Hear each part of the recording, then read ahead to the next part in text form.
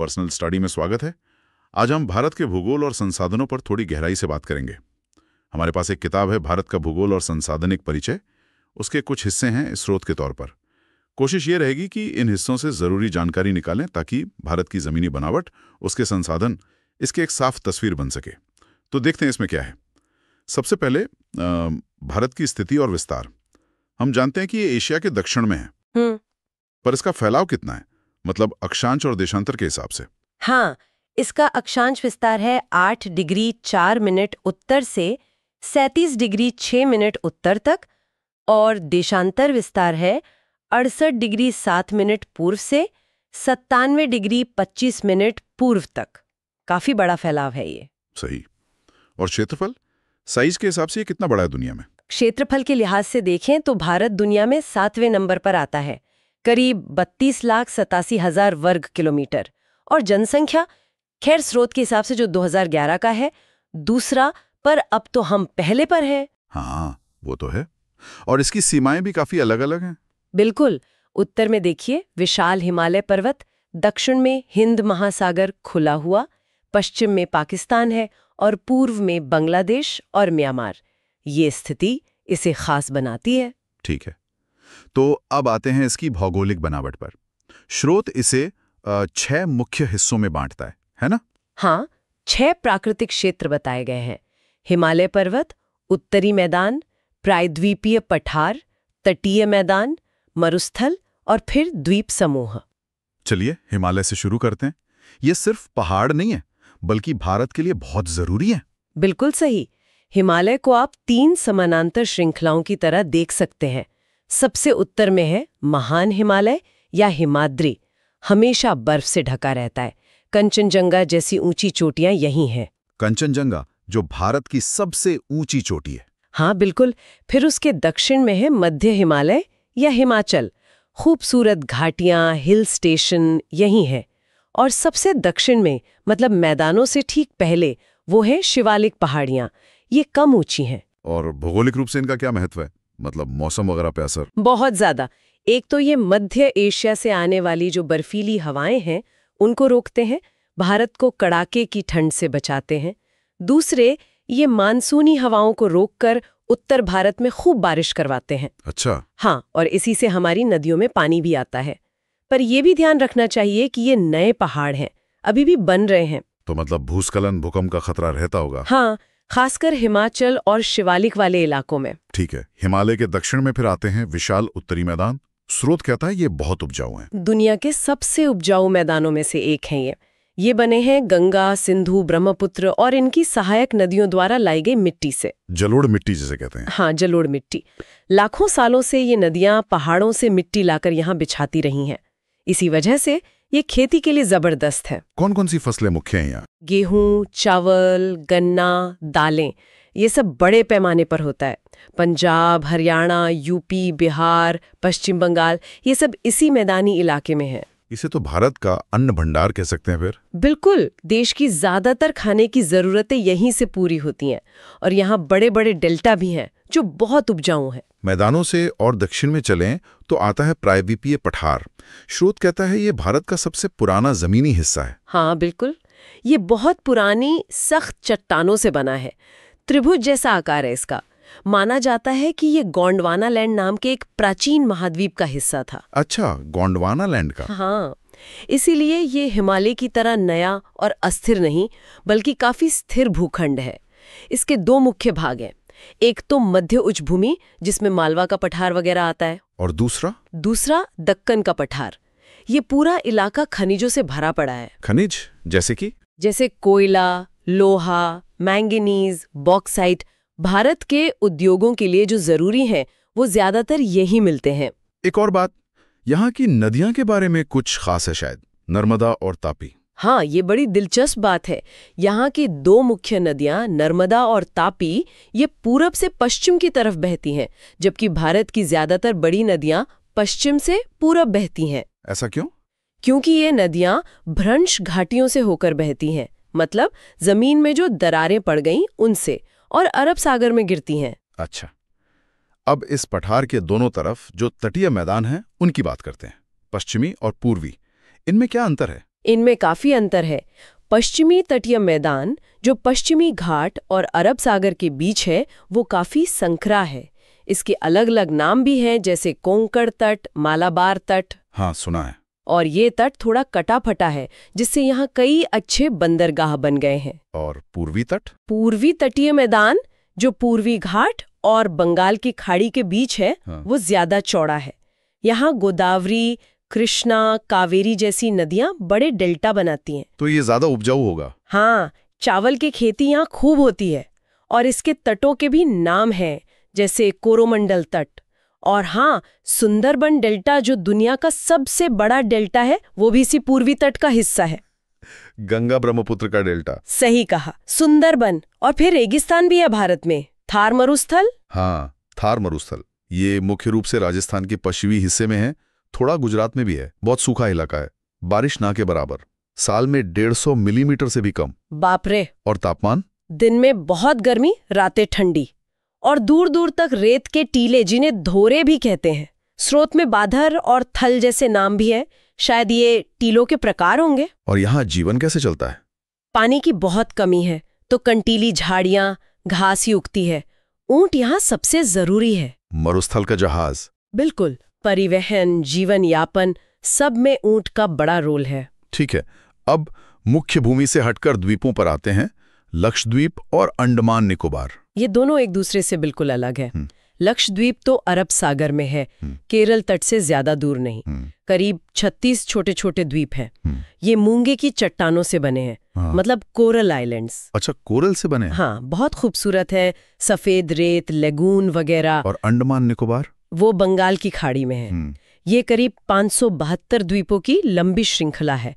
लक्षद्वीप से काफी बड़े हैं और ये ज्वालामुखी से बने हैं। ज्वालामुखी से? मतलब वहाँ सक्रिय ज्वालामुखी भी हैं? हाँ, भारत का एकमात्र सक्रिय ज्वालामुखी बैरन द्वीप वो अंडमान में ही है। यहाँ घने जंगल है और समुद्री जीवन बहुत विविध है। और इनकी लोकेशन भी शायद महत्वपूर्ण है। बिल्कुल, हिंद महासागर में इनकी स्थिति भारत के लिए सामरिक दृष्टि से बहुत महत्वपूर्ण है। चलिए अब नदियों पर वापस आते हैं। स्रोत इन्हें 2 ग्रुप में बांटता है, हिमालयी और प्रायद्वीपीय। क्या फर्क है इनमें? सबसे बड़ा फर्क है पानी कहाँ से आता है और कब तक रहता है। हिमालय से निकलने वाली नदियां जैसे गंगा, यमुना, ब्रह्मपुत्र, इनको पानी बर्फ पिघलने से भी मिलता है और बारिश से भी। तो मतलब इनमें साल भर पानी रहता है? हाँ, ये 12 मासी नदियां हैं। ये लंबा सफर तय करती हैं, बहुत सारी मिट्टी लाती हैं। गंगा का मैदान तो दुनिया के सबसे घने बसे और उपजाऊ इलाकों में से है। और प्रायद्वीपीय नदियां? प्रायद्वीपीय नदियां जैसे गोदावरी, कृष्णा, कावेरी, नर्मदा, तापी, ये ज्यादातर बारिश पर निर्भर हैं। इसलिए ये मौसमी होती हैं। गर्मियों में पानी कम हो जाता है, कुछ सूख भी जाती हैं। अच्छा, और ये लंबाई में भी कम होती होंगी? हाँ, हिमालयी नदियों से कम लंबी होती हैं और इनकी घाटियां भी उतनी गहरी नहीं होती। ठीक है, अब जरा भारत के मौसम की बात करें। स्रोत कहता है उष्णकटिबंधीय मानसूनी। इसका क्या मतलब है? देखिए, उष्णकटिबंधीय इसलिए क्योंकि कर्क रेखा भारत के लगभग बीच से गुजरती है। मतलब देश का ज्यादातर हिस्सा गर्म क्षेत्र में है। और मानसूनी इसलिए क्योंकि यहाँ हवाओं की दिशा मौसम के साथ पूरी तरह बदल जाती है। अच्छा, वो मानसून वाली हवाएं। हाँ, दक्षिण पश्चिम मानसून जून से सितंबर तक समुद्र से जमीन की ओर आती हैं और खूब बारिश लाती हैं, फिर हवाएं लौटती हैं। मोटा मोटा 4 मौसम होते हैं, गर्मी, बरसात, शरद और सर्दी। और ये मानसून खेती के लिए बहुत जरूरी है ना? जीवनदायिनी है। आज भी देश की ज्यादातर खेती इसी पर निर्भर करती है। हालांकि ये हर जगह एक जैसा नहीं बरसता, कहीं ज्यादा कहीं कम। यही इसकी खासियत भी है, चुनौती भी। और जाहिर है मौसम और बारिश का सीधा असर पेड़ पौधों पर पड़ता होगा। कैसी वनस्पति मिलती है भारत में? बिल्कुल, बारिश के हिसाब से अलग अलग तरह के जंगल हैं। जहाँ बहुत ज्यादा बारिश होती है, जैसे पश्चिमी घाट, उत्तर पूर्व, वहाँ घने उष्णकटिबंधीय सदाबहार वन मिलते हैं, साल भर हरे। सदाबहार मतलब हमेशा हरे? हाँ। फिर जहाँ औसत बारिश होती है, वहाँ मानसूनी या पर्णपाती वन। पर्णपाती मतलब पत्ते गिराने वाले। अच्छा, पतझड़ वाले? हाँ, गर्मी से पहले पानी बचाने के लिए पत्ते गिरा देते हैं। सागौन, साल जैसे पेड़। ओके। जहाँ बारिश कम है, वहाँ कंटीले वन और झाड़ियाँ, कैक्टस, बबूल वगैरह। और पहाड़ों पर? पहाड़ों पर ऊंचाई के साथ पेड़ बदलते हैं, पहले चौड़ी पत्ती वाले, फिर चीड़ देवदार जैसे नुकीली पत्ती वाले। हाँ। और समुद्र तटों पर डेल्टा में वो खास मैंग्रोव वन होते हैं, जैसे सुंदरबन में खारे पानी वाले। ठीक है। पेड़ पौधों के साथ जंगली जानवर भी? स्रोत कुछ खास जानवरों का जिक्र करता है। हाँ, भारत वन्य जीवों के मामले में बहुत समृद्ध है। कुछ तो ऐसे हैं जो सिर्फ यहीं मिलते हैं। जैसे एशियाई शेर अब सिर्फ गुजरात के गिर नेशनल पार्क में है। अच्छा, सिर्फ गिर में? हाँ, और बाघ हमारा राष्ट्रीय पशु, उसके लिए जिम कॉर्बेट, कान्हा, सुंदरबन जैसे कई टाइगर रिजर्व हैं। हाथी आपको दक्षिण भारत और असम के जंगलों में मिलेंगे। एक सींग वाला गैंडा भी तो है? हाँ, वो असम के काजीरंगा में और बर्फीले पहाड़ों में हिमतेंदुआ। इनके अलावा भी बहुत कुछ है। लेकिन इन पर खतरा भी तो है? खतरा बढ़ रहा है, इसीलिए सरकार ने प्रोजेक्ट टाइगर, प्रोजेक्ट एलिफेंट जैसी परियोजनाएं शुरू की हैं। सही है। अच्छा, अब मिट्टी की बात करते हैं। अलग अलग इलाकों में अलग अलग मिट्टी होगी। बिल्कुल, और मिट्टी का सीधा असर खेती पर पड़ता है। सबसे जरूरी है जलोढ़ मिट्टी। उत्तर के मैदानों में मिलती है, बहुत उपजाऊ। गेहूं, चावल के लिए बेस्ट। और दक्कन के पठार पर? वहाँ काली मिट्टी मिलती है, जिसे रेगुर भी कहते हैं। ये लावा चट्टानों से बनी है। इसकी खासियत है कि ये नमी सोख कर रखती है। कपास के लिए बहुत अच्छी है। अच्छा, कपास के लिए काली मिट्टी? हाँ, फिर लाल मिट्टी भी है जो पठार के किनारों पर मिलती है। लोहे के कारण रंग लाल होता है। और जहाँ बहुत बारिश और गर्मी हो, वहाँ लेटराइट मिट्टी बनती है। चाय, कॉफी, काजू के लिए ठीक रहती है। कई तरह की मिट्टियां हैं मतलब? हाँ, इनके अलावा पर्वतीय मिट्टी, मरुस्थलीय मिट्टी भी है। ठीक है, जमीन की बात हो गई। अब जमीन के नीचे चलते हैं। खनिज संसाधन, भारत कैसा है इस मामले में? खनिज भी काफी हैं, पर हर जगह नहीं। ज्यादातर प्रायद्वीपीय पठार में मिलते हैं। कोयला सबसे अहम है, बिजली बनाने के लिए। इसके बड़े भंडार झारखंड, उड़ीसा, छत्तीसगढ़, पश्चिम बंगाल में है। और लोहा, स्टील के लिए जो जरूरी है? लोहा भी इन्हीं इलाकों में ज्यादा है। छत्तीसगढ़, झारखंड, उड़ीसा, कर्नाटक। एल्यूमिनियम के लिए बॉक्साइट चाहिए, वो उड़ीसा में बहुत मिलता है।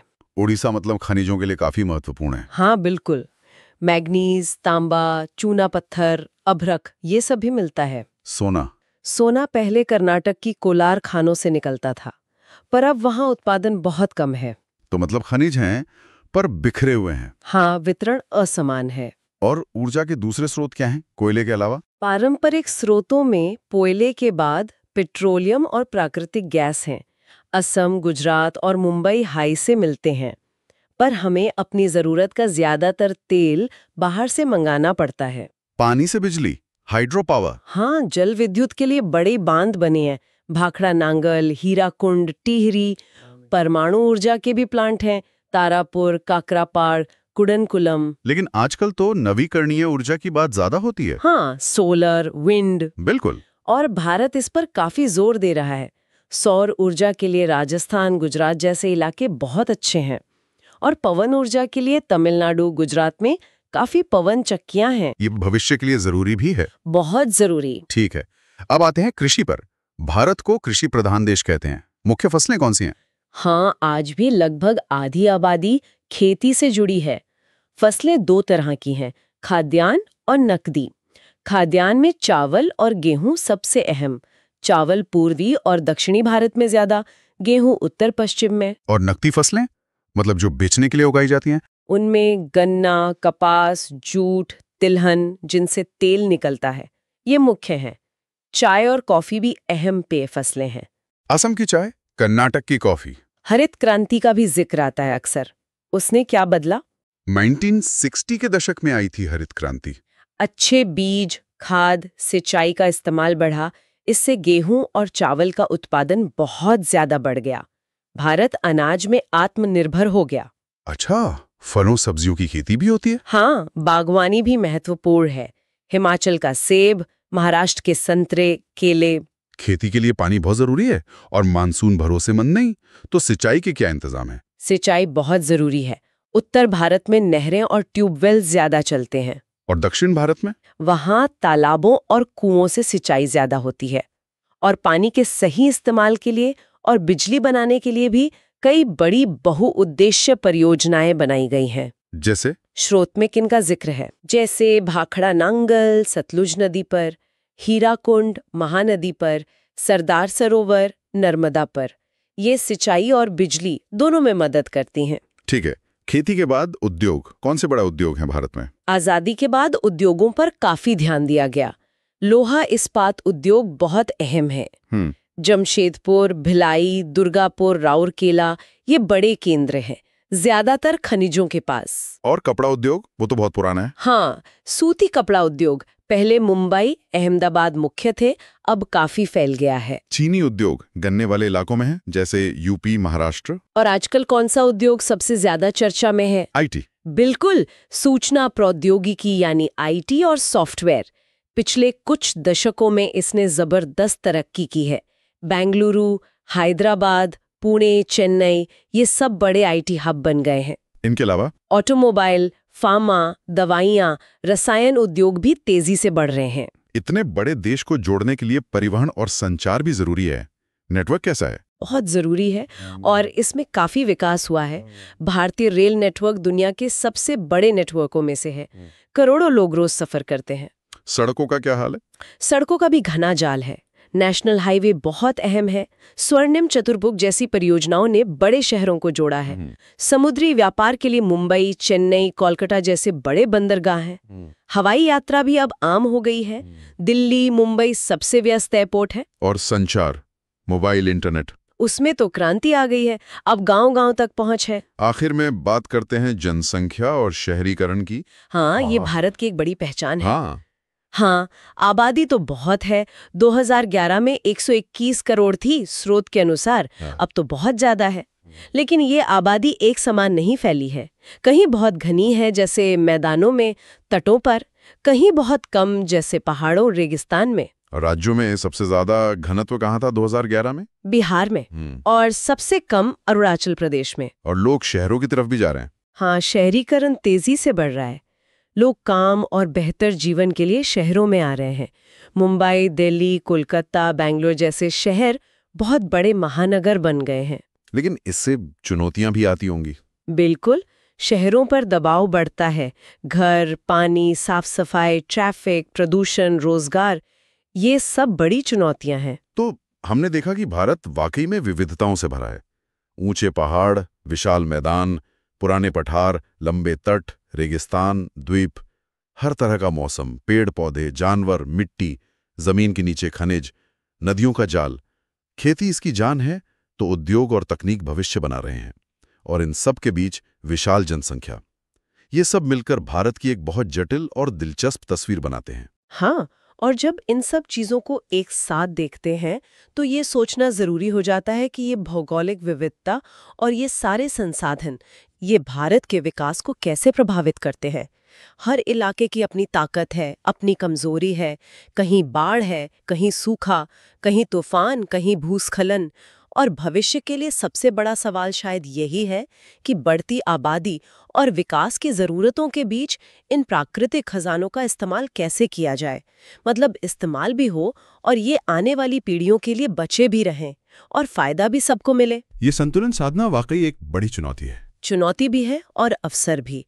ये एक ऐसा सवाल है जिस पर शायद हम सबको सोचने की ज़रूरत है।